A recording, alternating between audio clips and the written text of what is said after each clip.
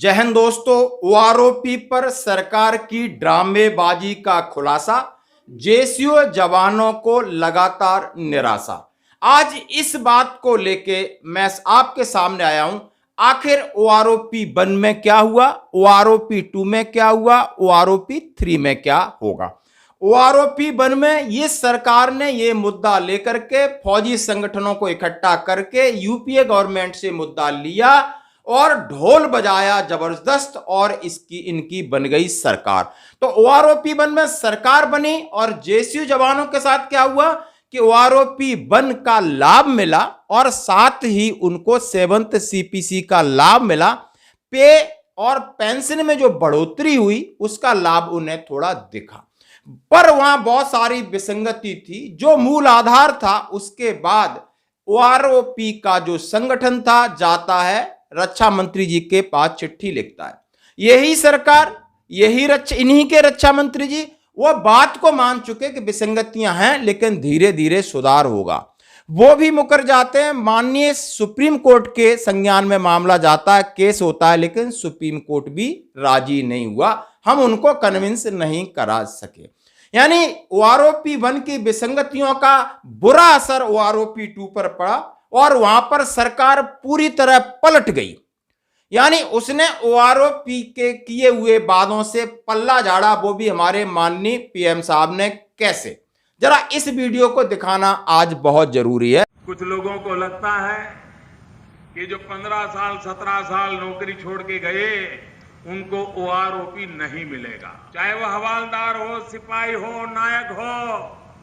अरे आप ही तो देश की रक्षा करते हो। अगर ये ओआरओपी सबसे पहले मिलेगा तो आपको मिलेगा।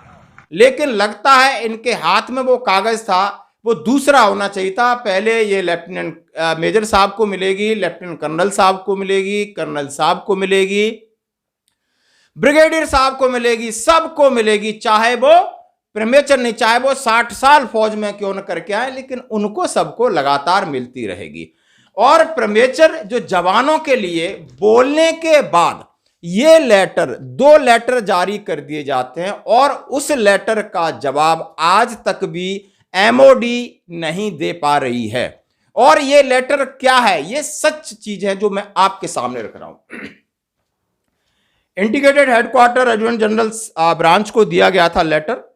Request for correction of effective date of OROP benefit for PMR cases for armed forces.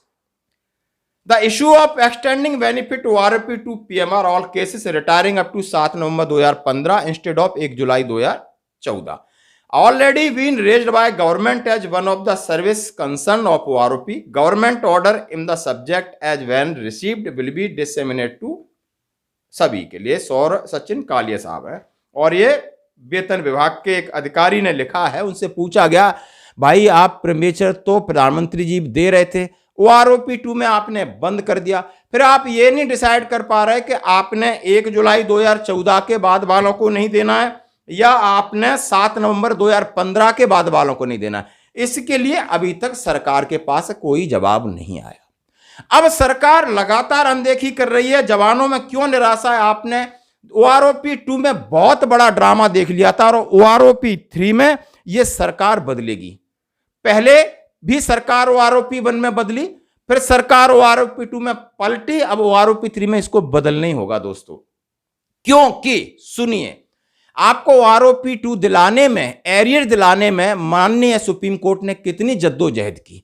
आपने लागू करने के लिए आदेश, फिर आपने इंप्लीमेंट किया, फिर 1 टाइम आपको पूरा एरियर दिया, फिर मामला सेलेक्टर जनरल लेकर के सुप्रीम कोर्ट में गया, फिर सुप्रीम कोर्ट को इनकी बात समझनी पड़ी, माननी पड़ी। उसके बावजूद भी फाइनली क्या जो विडो है उनको पूरी पेंशन मिल चुकी है? क्या गैलेंट्री अवार्ड वालों को पूरी पेंशन मिल चुकी है?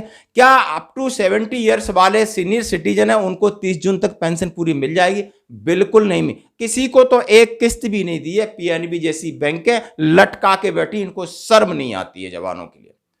अब बात मैं ये कह रहा हूं, कंक्लूजन पे इसलिए आना चाहता हूं दोस्तों कि अब आने वाला है चुनाव। हमारा मामला रक्षा मंत्रालय तक खूब पहुंचा है, वहां के ब्यूरोक्रेट्स के पास भी खूब पहुंचा है। माननीय प्रधानमंत्री जी को भी पता है ओआरओपी 1 से विसंगतियां हैं OROP 2 में क्या विसंगतियां, ये समझाने के लिए लगातार बहुत सारे प्रयास हो चुके हैं।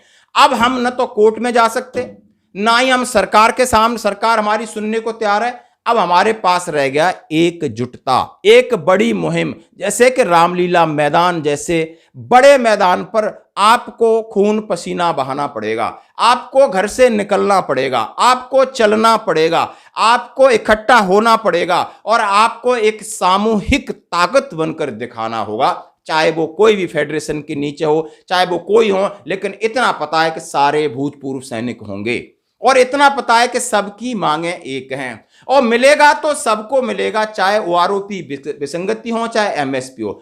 फिर बीच की अंतर्द्वंद है, जो आपके अंदर मतभेद है, वो स्वाभाविक होते हैं, उनको मनभेद में मत बदलिए। और आज वक्त है, क्योंकि इतनी मेहनत कर चुके हैं बहुत सारे संगठन, जंतर मंतर पर लगे, 100 दिन होने वाले हैं, कोई अपना अलग अलग स्टेट में घूम रहे हैं, कोई हर एक संगठन अपने अपने स्टेट में काम कर रहा है, कोई पोस्ट कार्ड के जरिए कर रहा है, कोई ज्ञापन दे रहा है, कोई मिनिस्टर के पास जा रहा है, लेकिन अभी भी एक आशा की किरण नहीं जगी है। इसलिए JSU जवानों में घोर निराशा है।